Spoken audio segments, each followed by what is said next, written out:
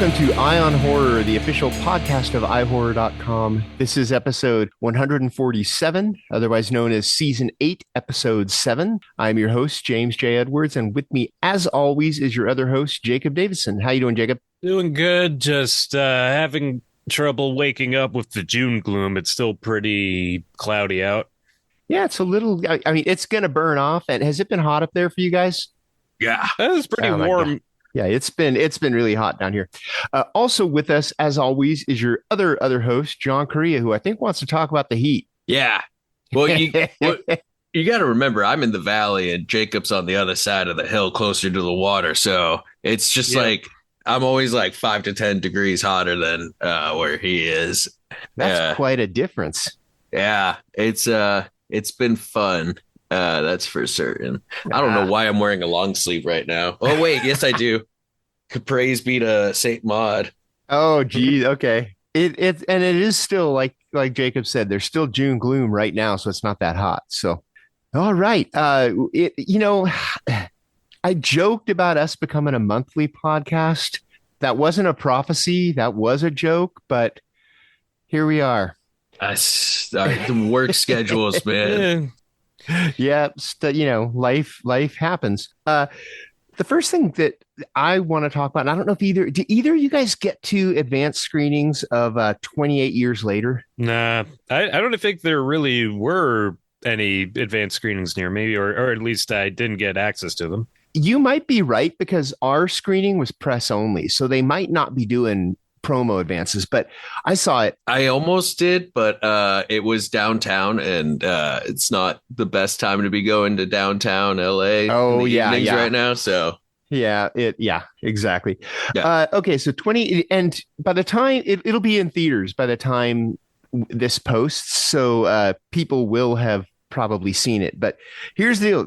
28 years later, to me, it was 2/3 of a good movie, because here's the setup for it. It's obviously 28 years later, and the British Isles have been completely quarantined, basically to keep the rage virus off the mainland. They've just quarantined the British Isles, and it's working. But all of the survivors and the people who aren't infected, they just leave them on the island to fend for themselves. They don't let them on the mainland. And anybody who sets foot on the island has to stay there. So there is this little island that is only connected. It has not been infected, because it's only connected to the mainland by the mainland British Isles by this causeway that's only accessible at low tide. So it's easily defensible, but the people there have to go across to the mainland to forage and get supplies and stuff every so often. And it's like a rite of passage for the kids on this thing, that they go over to this island. So that's the setup. And there is kind of like a Wicker Man-y folk horror thing to it, because the people on this island, they're not really primitive, but I mean, it is 28 years after, and they defend their area with like bows and arrows and stuff. So there's kind of a little bit of like a cult folk horror thing to it. But when they go over to the mainland, one of the kids who's doing his rite of passage, he finds out that there's a doctor over there that might be able to help his sick mom. So of course, it becomes a journey movie, and it's really good until the third act. And I don't want to spoil anything about the third act, but it's almost like they're working from a different script. It's like all the rules change. And also one of the biggest problems is the third act, the doctor character, they introduce him way too late. And it's Ralph Fiennes, which if you've got Ralph Fiennes in your movie, use him, the first two acts has a lot of that 28 days later stuff. It's exciting. The zombies are, well, some of them run and some of them crawl. See, that's another thing. It seems like the zombies don't use the Z word. Well, these ones actually might be zombies. That's the funny. I actually had a discussion with a friend of mine who has actually written a book about zombie movies. And we were talking before the screening about, we're like, hey, do you consider these zombies? And he said yes, and I said no. And then after we watched the movie, I'm like, I think these are zombies, although they still do call them the infected, but these ones they're definitely more zombie-like. But anyway, it's better than 28 weeks later, I think. it's no 28 Days Later. So it's somewhere in the middle. I mean, it is cool to have Alex Garland and Danny Boyle back. And Danny Boyle kind of does some Rob Zombie stuff with the editing where like they'll show the people from this community, shooting arrows, and then they'll cut to like a scene from like an old like 50s or 60s movie where they're shooting bows and arrows, like a period piece, like a King Arthur kind of a thing where they're shooting arrows. And without the abrasive score, they do some Rob Zombie stuff, but it's worth seeing. I mean, I give it a solid B. It would have been an A if they had pulled off the third act a little better, but it does set up a sequel. The Bone Temple, right? Yes. And I guess there are 2 sequels planned. And the first one, I know what you're looking at. The first one, Nia DaCosta, and it's already shot, baby. Is it shot already? Yep. They already shot the second one, but it depends on how well this one and that one does if they get to finish the third one. Yeah. That's great that I'm excited that it's Nia DaCosta because I mean because I don't think she's made a bad movie but and it does leave it open for a sequel. In fact, it leaves it open for kind of a rad sequel actually, because like literally right before the credits roll stuff happens and you're like, BMX bikes? No. You know what? No, not BMX bikes, but you are not far off, and you'll know when you see it what happens. Sorry. It changes the rules. Sorry, you said it opens it up for a rad sequel. I was like, finally a sequel to Rad? Fuck yeah. Okay, so Rad's in the post-apocalypse using the BMX bikes to get away from the infected. I don't think you understand how excited. I'm guessing both of you are going to see it, so you'll see what I mean. But yeah, again, like literally right before the credits roll, it changes things up completely differently. And I think it's going to go in a fun direction, which is weird to say about a 28, days, weeks, years later movie to say it's fun, but I think it's going to get fun. So you guys will see. But anyway, yeah, I think it'll do well enough to warrant both sequels because again, it's not a bad movie. And I think that people are going to go see it, especially because they've been waiting so long for it. We've been teased for about months later for years. What I was going to say, we've been teased for like, it hasn't been quite 28 years. It's been like 18, I think, since 28 weeks later. But yeah, anyway, it's awesome. And by the time this posts, everyone will probably have seen it. So let us know what you thought. Well, to flip it, go in a different direction. Have you guys seen Pee-wee as himself? No, I keep meaning to watch it. It's not particularly horror, so I'll give the quick. It's a 2-part documentary about Paul Rubens, who famously is Pee Wee Herman, and it's phenomenal, especially if you grew up on Pee Wee, if you grew up watching Paul Rubens. It's so good. The first one goes through his early years in childhood and art school, all through the creation of Pee-wee, which started off as like an improv character that like kept getting developed and stuff. And the second half goes through the second half of his life, including the incident and the fallout. They do cover his PSA, the thrill can kill, where Pee-wee Herman says, "Don't do meth." It's absolutely phenomenal. They filmed a lot of interviews with him before he passed. He agreed to do it, and he's a very interesting person, Paul Rubens himself, because he went through that experience of essentially being outed as gay, because the whole case against him was that someone reported that he had CP in his house, but he didn't. But what he did have was an extensive library of like gay literature and pornography.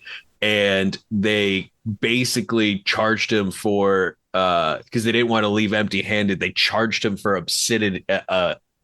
owning obscenities. And honestly, the stuff he owned, where I get so pissed off when people, say that he's had child porn, because anybody who owns a copy of Nirvana's Nevermind probably has worse CP than Pee-wee had in his collection, Oh. or that one Blind Faith album with the underage girl on the cover. It's like, yeah. No, Paul Rubens had Muscle Man magazines from the 1950s and stuff like that. Like, and part of the problem is he pled guilty just to kind of get it to go away. And the reason behind that is I think he just wanted to go away because he was already on the RSO list from the theater incident. So his life wasn't going to change from that. So he pled guilty, and I think it was a fine and probation. I don't even think he did any jail. So that, and in a lot of people's minds, they're like, oh, he's a pedophile because he pled. Well, but again, he pled guilty to essentially being an adult man owning adult magazines. Yeah. That's what it was, because they reduced the charge, but no one at that time reported the after. And also the theater incident. I mean, come on, it was an adult theater. Like I feel, yeah. They carry, people are saying, oh, they carry boxes and boxes of porn out of his house. It's like, yeah, but when they went through it, they found like 3 images from vintage erotica that they deemed were underage. You know, I don't know if they were or not, but it's like, but yeah, honestly, like I said, anybody who owns a copy of Nevermind, you know, hey, lock your doors. Anyone who owns Girls Gone Wild owns child pornography, because so many of those women were not verified and were under the influence. So, like, yeah. Well, also, I just think the police in general were railroading Paul Rubens because they wanted to get a celebrity down. Mm-hmm. Well, yeah, that's like what Korea was saying. They didn't want to leave empty-handed. They had this warrant and they didn't find anything, but yeah, so they looked harder. But so yeah, outside of that, it's a very beautiful, I mean, outside of the rage that will get inside of you over how cops handle situations, especially with people who are extremely private about their sexuality. It's very beautiful. It's very touching. Paul Rubens is very kind of standoffish with the director. There's often times where he's like, are you the one directing this, or am I? Am I telling you everything and all this stuff? He's kind of he comes off like he's trying to be an untrustworthy narrator, but like it's really great. And seeing his artwork when he was young, of like what he was doing when he was like before he got into improv, was insane. There's like one picture, I swear to God, he looked exactly like a young James Spader, and I was like, whoa, young Paul Rubens could get it. Like college age, damn, dude.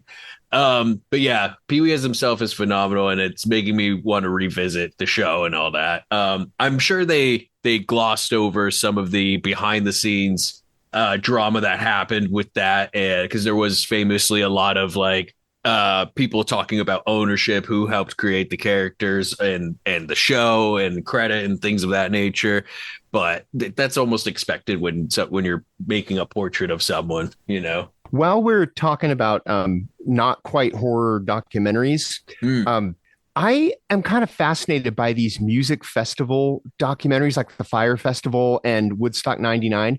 And there's a new one, Trainwreck, the Astroworld Tragedy on Netflix, which this is the same documentary series as the Woodstock 99 one, the Trainwreck series. And which concert was Astroworld? Astroworld was the Travis Scott one where I think 10 people died because it was very mismanaged. And the thing is, okay, and it goes into this, and the thing is, and they don't really paint Travis Scott as the bad guy, but they do show incidents that happened before on his watch, like at his shows and things that he's done. But this whole festival was doomed from the start because there's one stage that was only Travis Scott for this whole, 2-day festival. And the other artists all performed on other stages. So at a certain time, they opened the Travis Scott stage and for people to run in and get their spot. And the thing is, they opened it from the side, and there were all of these, they call them like safety trenches, where there's like barricades where they could pull people out if they needed it. But this created little death trap pockets in the audience. And that's where, because the people came in from the side and they run, basically one side filled up and the other side was safe. So by the time Travis Scott went on stage and people are like rushing, and the way they described the crowd, I've been in pits like that where like you could like pick your feet up and you're still moving with the crowd, like just you're part of a whole. You're almost like in the ocean kind of a thing. I never fell down in one, which is what some of these people did, and they ended up getting crushed and they couldn't breathe and stuff. But I definitely could relate to the feeling of almost helplessness, because you're getting, pushed around. You have no control over where you're going. And, part of it, they interview one of the guys who his friend died at the thing, but he's one of the guys. You might have remember when it happened, they showed a couple of people climbing up on stage near one of the cameramen, yelling at the cameraman to say into his headset, "Hey, people are dying. Stop the show, stop the show." They interview one of the guys that was doing that. And they also interview like Live Nation people. And they interviewed a woman who was a photographer for Live Nation, who she even says at the beginning, she says, talking about this may end my career with Live Nation. Sheila, this is, I may get blackballed for doing this documentary. Yeah. Because there were several times and there is a point where Travis Scott actually stops the show and he's like, "Is everybody cool? Is everybody cool? Everybody back up, give everybody space, because he sees what's happening." I don't think he knew it was as bad as it was. I think he might have seen one person having trouble. Yeah. But, again, there were 10 people that died at this festival. But it's really kind of interesting. Live Nation totally dropped the ball on it. They didn't set it up well. And, the lawsuits were against Live Nation, the Astroworld people, and Travis Scott. And, they all settled. And I don't know what percentage went to who, but it was just a messed up situation there. Oh no, Live Nation's the villain. Who could have seen that coming? Oh, they absolutely are. Because Live Nation there's a guy, they interview one of the EMTs he's a paramedic and he was just working kind of like a side job. He's, this is going to be great. I'm going to cruise around. I'm going to hear some music, maybe have to give some people some hydration. And he ended up having to do full on CPR to keep these people alive until the ambulances got there. I mean, yikes. It was, yeah. And one of the people they interviewed was a nursing student who she was going there to celebrate having passed her boards. And she ended up saving a guy's life and they reunite them. And of course, they're like, "Oh, we're linked for life, because of this Astroworld thing. I almost died and you saved me." Yeah. It's nuts. But anyway, I'm kind of fascinated by these concert gone wrong thing, or festival gone wrong, I should say. Yeah.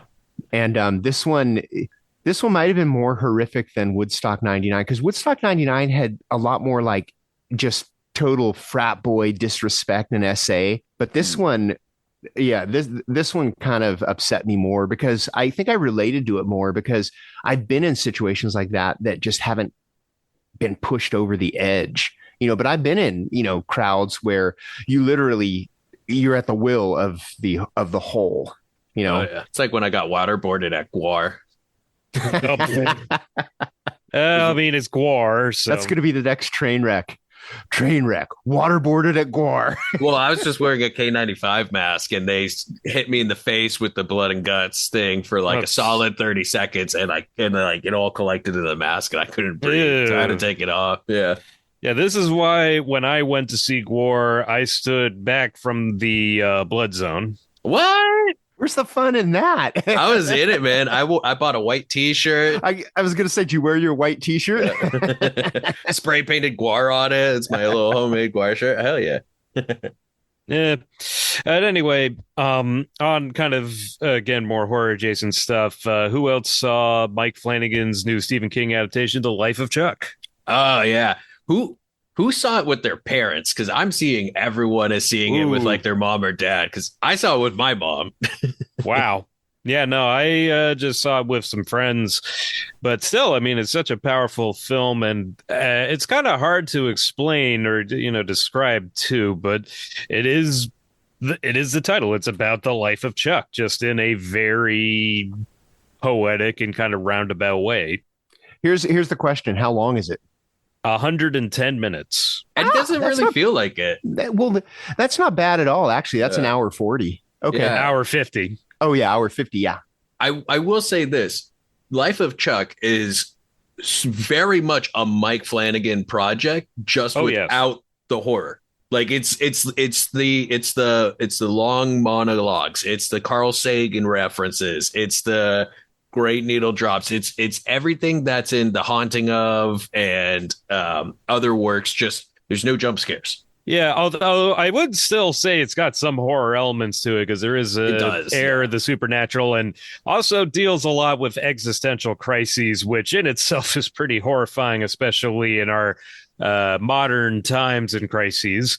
Yeah, that opening third was like it's intense, of like just feeling. The general sense of dread, I think we all feel. But yeah, no. Although at the same time, though, it is quite uplifting and does have a rather optimistic view of the human condition.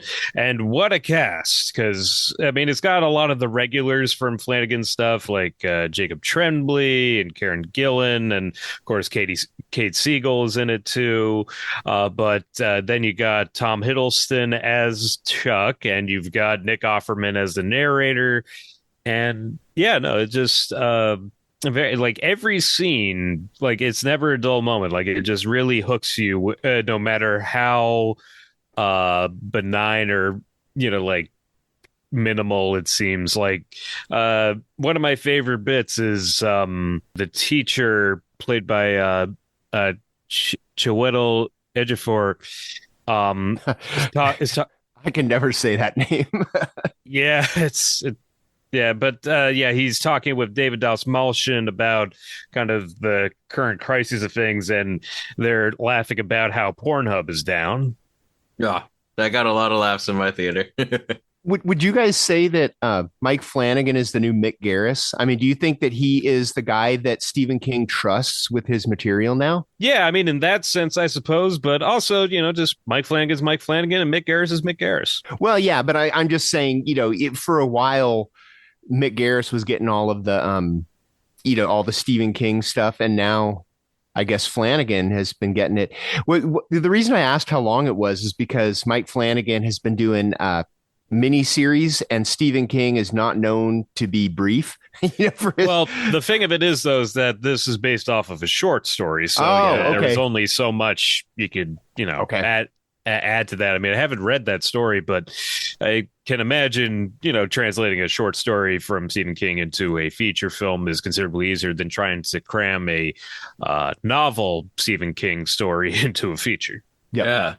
Yeah. And for me, one of the big, first of all, that first third of the movie is just so insanely good and filled with dread. Like, I don't want to spoil anything, but it's amazing. But outside of that, one of the big standout points is, and they hint at it in the trailers, there's a dance sequence between Tom Hiddleston and Annalise Basso, who is a returning Flanagan actress. She was in Oculus and Ouija Origin of Evil.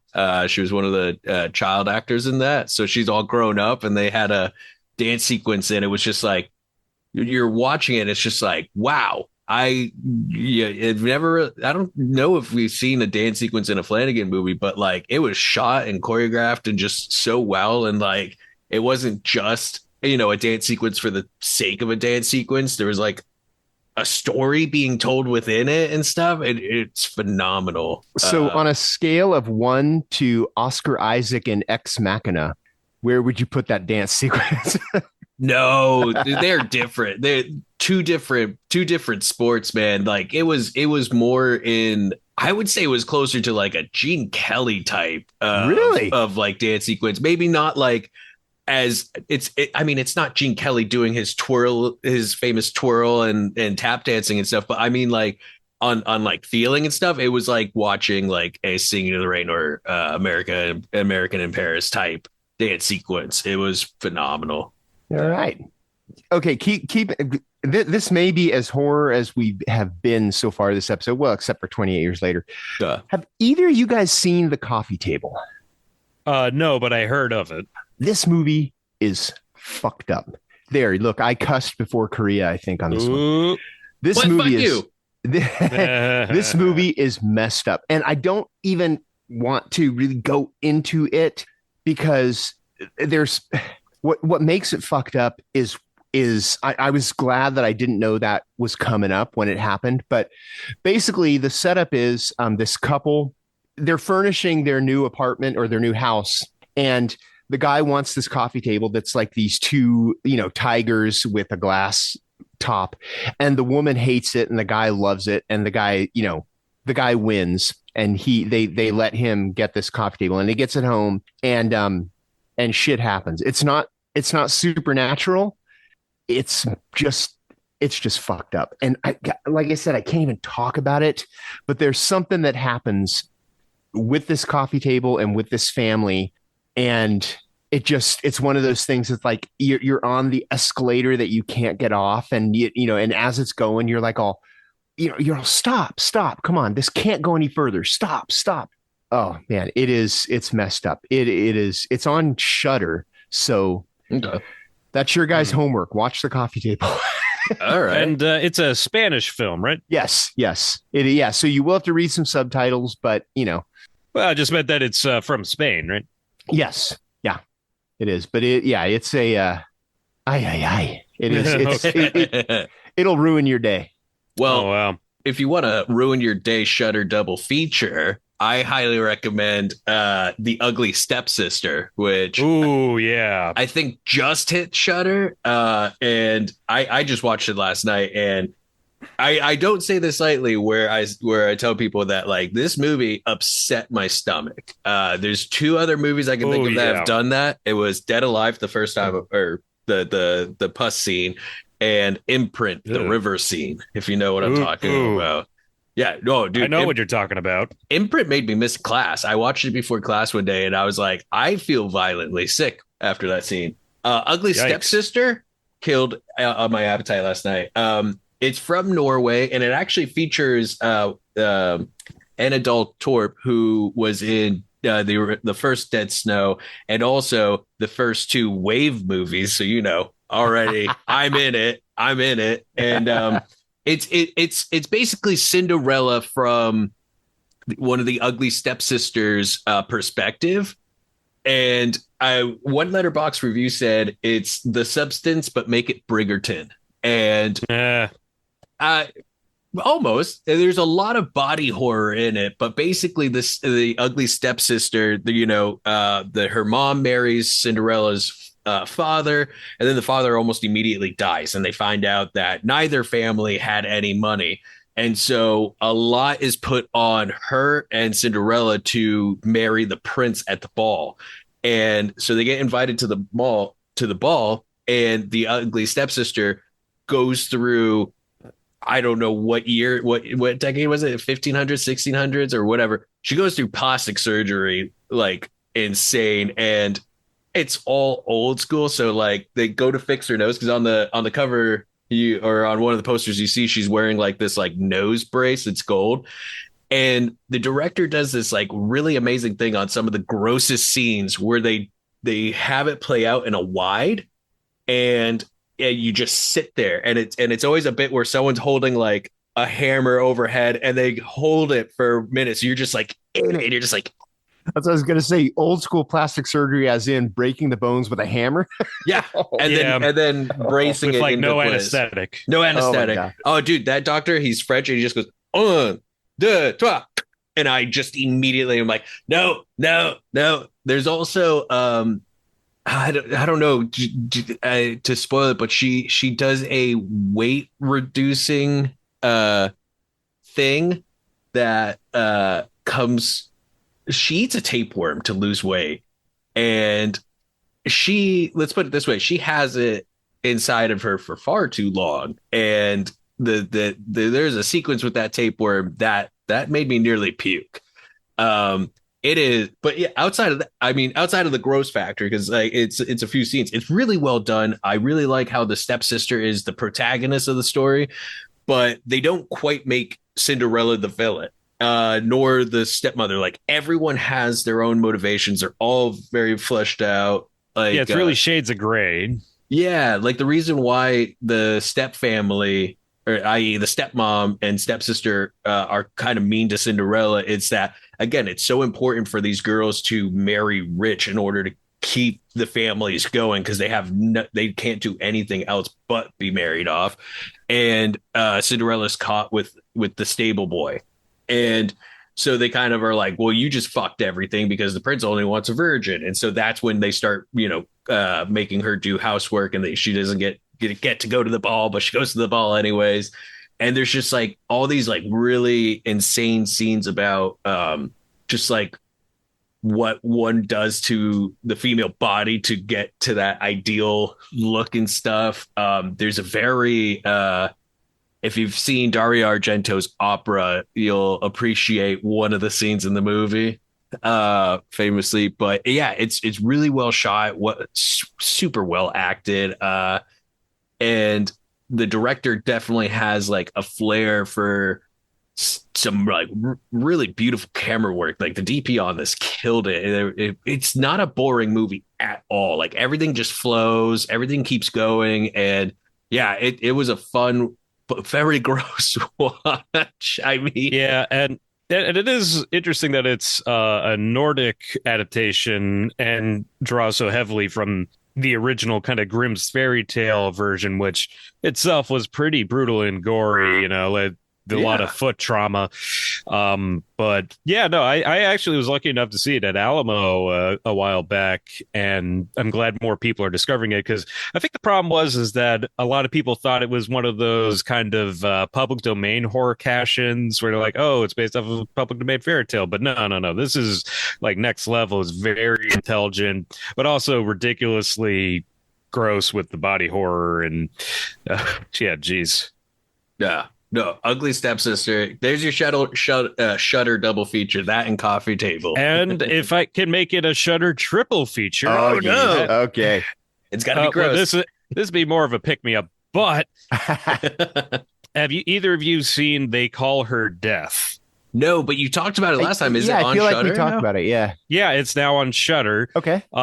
And yeah, I talked a bit about it before, but I still highly recommend it, where it's basically this kind of low budget throwback to spaghetti westerns from like the 70s, where it's got a great revenge story, and it's got a good cast, and it has some particularly brutal gore, especially one scene where the heroine has got a bad guy by the balls, literally. Ooh. And but it is a lot of fun, and yeah, they added it to Shudder, so I'd recommend checking it out if you can. There's your pick me up after the Coffee Table and the Ugly Stepsister. So you've got an Eye on Horror approved triple feature for Shudder. When are we going to get sponsored by Shudder? I think we all pay for someday. it, don't we? Yeah, we do. Which, by the way, also, I don't know if this had been known before, but I got really excited. Shudder has Pontypool. I don't know. Oh, yeah, that's a good one. I don't know how long they've had it, but I've been wanting to revisit that one for a while, and it hasn't been on anything streaming. And the Blu-ray is insanely priced, so I got real excited seeing that. So yeah, quadruple feature, fuck it, or just double features. I don't know. Oh, and back on horror. This month is pretty noteworthy, June, because this was our last Friday the 13th of the year, and to celebrate, I went to the New Beverly and actually went to a Friday the 13th double feature of two of, I think, the lesser acknowledged entries in the franchise. Friday the 13th Part 7, The New Blood, and Friday the 13th Part 8, Jason Takes Manhattan. Nice. Yeah, and personally, I think Friday the 13th Part 7 may be my favorite of the franchise, just because of how out there it is.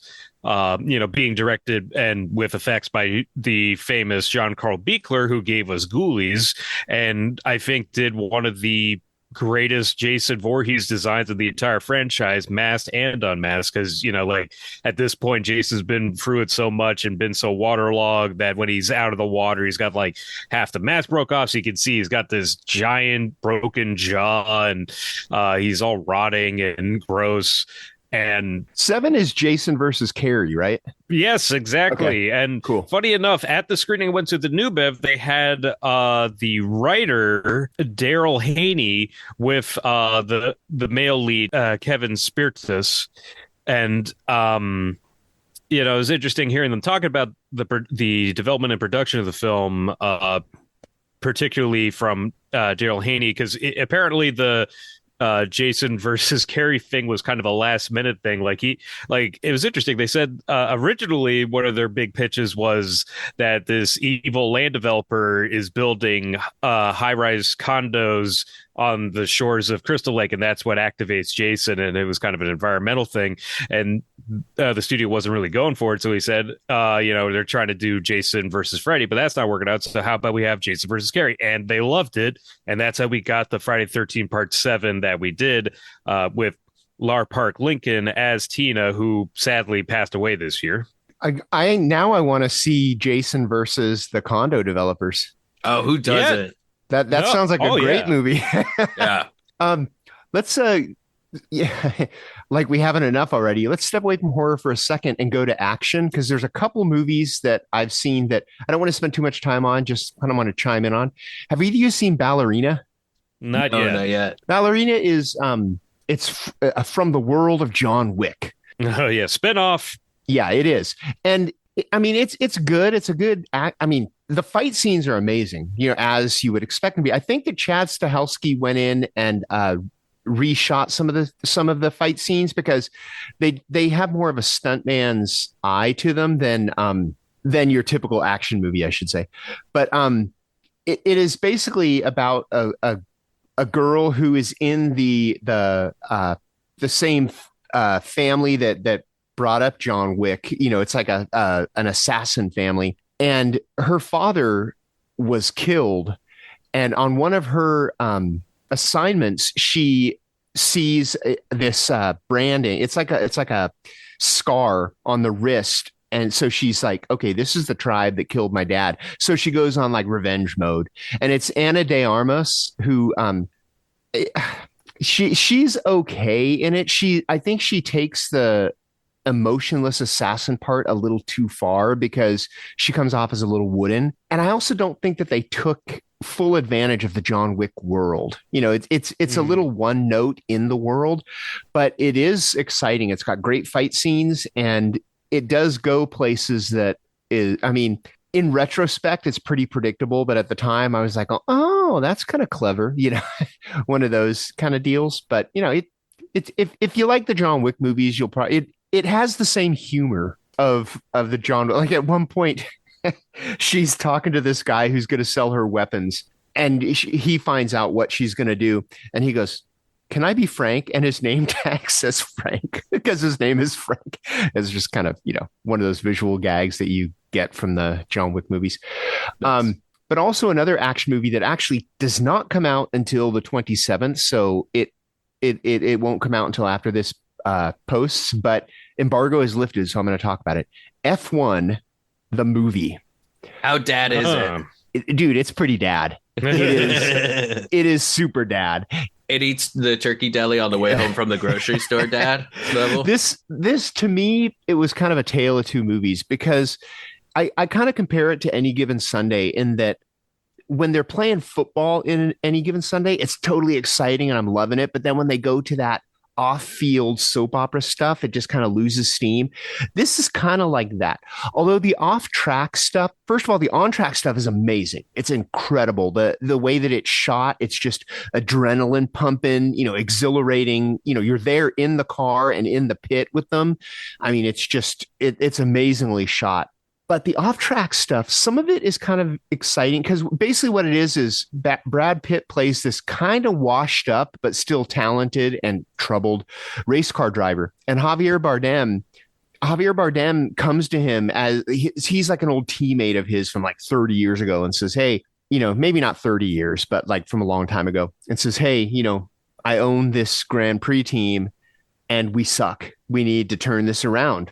I need a driver. So he comes up and he's already got another driver. So Brad Pitt's character coming up kind of there's a rivalry between the drivers, and then they're constantly trying to improve the car. And there's this thing that if they don't rise in the rankings, they're going to make Javier Bardem's character sell the team. So there's a lot of soap opera stuff, and some of that is engaging, and some of it isn't. And I'll tell you, this is a little bit of a spoiler, but what really pissed me off about it, the lead tech of the car development side is played by Carrie Condon, and she's this, super capable, super intelligent woman who designed this car, and it's all great.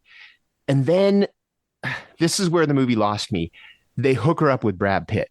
And I'm like, did you really have to make her a love interest? I mean, I know you have Brad Pitt in your movie and he's got to kiss someone, but that just kind of lost it for me. But there is a female pit crew woman who, thankfully, they didn't hook her up with the other driver, which I thought was going to happen. But what surprised me most about F1 is I thought it was just going to be about, winning races and driving fast. Brad Pitt's character, he's all about winning, but it's also causing chaos on the track. So a lot of the stuff that he does is to help the other driver win, and he causes like chaos, and some of it is barely within the rules. Like they keep asking, like after the races, you're going to get fined for that. And he's all, am I? What rule did I break? And like there's stuff that he does that basically to help his teammate that isn't quite illegal, but it didn't make him any friends, Yeah. So it's all about chaos on the track. And I liked that. I'm glad that it wasn't just about pedal to the metal. Let's drive fast and get through. There was just a lot of, like at one point, one of his first races, he's one of the last cars in because he was a late addition, and he starts his warm-up lap late. So, and the commentators are saying at this point, they're like, oh, wow, and meanwhile, all the other drivers' tires have cooled and he's going to be going on warm tires. And you're like, pretty sneaky, sis. Like he knew what he was doing. At first, they're like, oh, what's he doing? Is his car stalled? What's going on? And it's one of those things that, you're like, is this really fair? There's nothing that says he can't do that. But yeah. So anyway, F1, total dad movie. And, if you don't mind the fact that, they take the strong, capable woman and turn her into a love interest, you'll be all about it. Before we go, we have to talk about Predator, Killer of Killers. Oh, yes. We have to. Yes. I mean, especially because we are the only people some of the few who got to see it theatrically. Yeah. Jacob and I got to go to the world premiere at the Egyptian for Killer of Killers, and we said it with Prey. We're going to say it with Killer of Killers. It needed to have a theatrical release. That is an epic as fuck movie. This is the animated one, right? Correct. Yeah. So it's an animated anthology, and I'm fairly certain when Prey came out and everyone was going, I want my Predator movie set in samurai time. I want my Predator movie set in World War II. And like everyone was giving out like timelines and they're taking notes. Yeah, I'm fairly certain they went, that's not a bad idea. But what I didn't know is the animation studio behind it, it's their first animated movie. They're actually a previs company. So they would basically create the movie in CG, like have scenes play out, like animate scenes so that directors can see it and they can make notes on like camera angles and things of that nature. And so they had been working with Dan Trachtenberg for years. And when they started developing this idea, they were like, we can do this. And for a first time animated film, it looks fucking gorgeous. Like it is such a cool animation design and style that they chose, and they match the worlds perfectly because it's the three main worlds are, what is it? It's a Viking where you have a dual shield wielding Viking warrior woman and she's so cool and badass. She's a shield maiden. Shield Maiden, there we go. She's an absolute icon. And then it's ninja and samurai, and then it's I believe it's World War II. World War II. Yeah, dogfight. So you have a predator and a ship versus World War II era fighter planes, and then there's another boat. We're not going to spoil anything, but It is so much fun and it's so bloody. It's fucking Predator through and through. Like, what a meaty movie. What'd you think, Jacob?